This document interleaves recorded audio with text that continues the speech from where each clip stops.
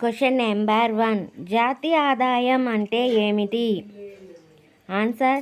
ఒక దేశంలో ఒక సంవత్సర కాలంలో ఆ దేశ ప్రజల ద్వారా ఉత్పత్తి అయిన మొత్తం అంతిమ వస్తు సేవల నికర విలువయే జాతీయ ఆదాయం. Question number 2. జాతీయ ఆదాయ అంచనా వల్ల కలిగే ప్రయోజనమేమిటి? ఆన్సర్. ఆర్థిక వ్యవస్థ దిశాగమనాన్ని తెలుసుకోవటంతో పాటు ఆర్థిక వ్యవస్థలో వివిధ రంగాల ప్రాధాన్యతలను, వివిధ వర్గాల ప్రజల మధ్య ఉన్న ఆదాయ వ్యత్యాసాలను అంచనా వేయటం సాధ్యమవుతుంది. Question number 3. భారతదేశంలో జాతీయ ఆదాయాన్ని ఎవరు అంచనా వేశారు? ఆన్సర్. కేంద్ర గణాంక సంస్థ. Question number 4. భారతదేశంలో జాతీయ ఆదాయాన్ని మొదటిసారిగా అంచనా వేసినదెవరు? ఆన్సర్. దాదాభాయ్ నౌరోజీ 1876 సంవత్సరంలో. Question number 5. జాతీయ ఆదాయాన్ని నిర్ణయించే ముఖ్యమైన కారకాలు ఏవి? ఆన్సర్. ప్రకృతి వనరులు, శ్రమ, మూలధనం, వ్యవస్థాపన, బ్యాంకింగ్, విద్యా ప్రమాణాలు, రవాణా సౌకర్యాలు తదితర కారణాలు. Question number 6. భారతదేశంలో జాతీయ ఆదాయాన్ని శాస్త్రీయ పద్ధతిలో తొలిసారిగా లెక్క కట్టిందెవరు? ఆన్సర్. ప్రొఫెసర్ వికే.ఆర్.వి. రావు 1931-32 సంవత్సరంలో. Question number 7. భారతదేశంలో ఆర్థిక సంవత్సరం ఎప్పుడు ప్రారంభమయ్యి ఎప్పుడు ముగుస్తుంది? ఆన్సర్. ఏప్రిల్ 1న ప్రారంభమై మార్చి 31న ముగుస్తుంది. Question number 8. ఒక దేశ ఆర్థిక వృద్ధికి నిజమైన సూచిక ఏది? ఆన్సర్.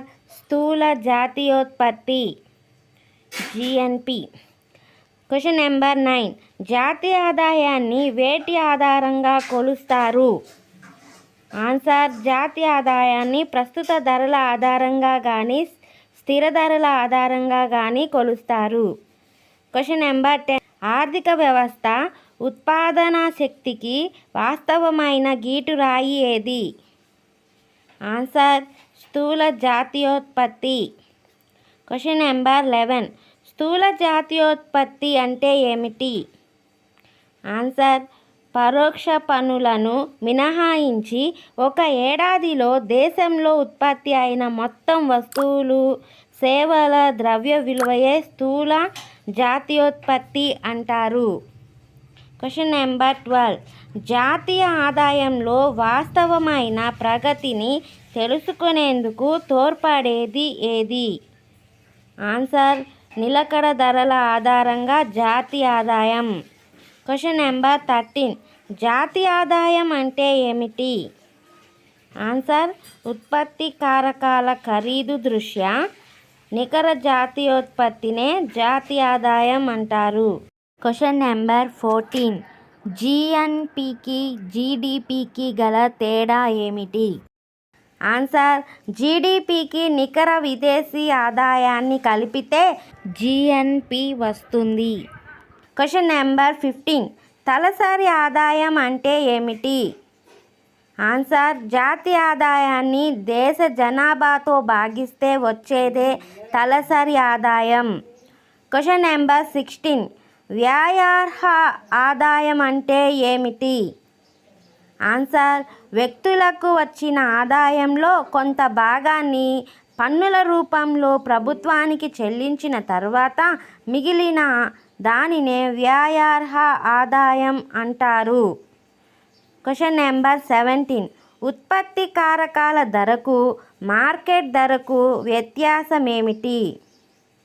ఆన్సర్.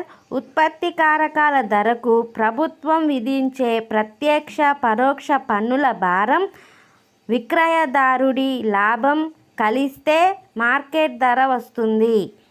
Question number 18. జాతీయ ఆదాయాన్ని ఎన్ని రకాలుగా కొలుస్తారు? అవి ఏవి? ఆన్సర్. 3 రకాలుగా జాతీయ ఆదాయాన్ని కొలుస్తారు. 1 ఆదాయ పద్ధతి, 2 ఉత్పత్తి పద్ధతి, 3 వ్యయ పద్ధతి. Question number 19.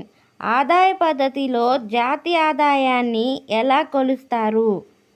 ఆన్సర్ ఉత్పత్తి కారకాలకు జత అయ్యే ఆదాయం ఆధారంగా కొలుస్తారు.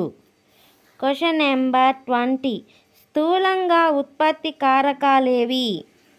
ఆన్సర్ భూమి, కార్మికులు, పెట్టుబడి, పారిశ్రామిక చొరవ, వీటికి లభించే ఆదాయాలను అద్దె, వేతనాలు, నష్టపరిహారం, వడ్డీ లేదా లాభాలు అనే పేర్లతో వ్యవహరిస్తారు. Thank you for watching this video. ఈ వీడియో మీకు నచ్చినట్లయితే లైక్ చేయండి, షేర్ చేయండి. మరిన్ని వీడియోల కోసం సబ్స్క్రైబ్ చేసుకోండి. Thank you.